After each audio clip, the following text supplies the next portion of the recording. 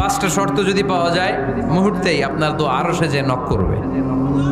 এক নাম্বার শর্ত আকলুল হালাল, হালাল খাওয়া। দুই নাম্বার শর্ত দোয়াটা করতে হবে একজনের কাছে, তিনি কে?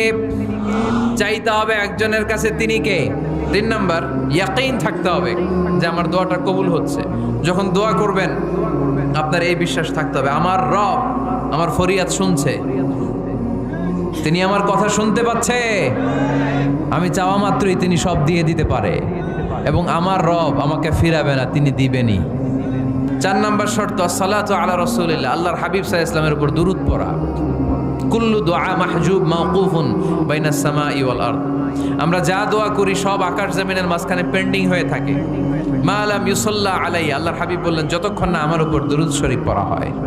পাঁচ নাম্বার সর্বশেষ শর্ত হলো মুওয়াফাকাতুদ দুআ বিদ দাওয়াব, শুধু দোয়া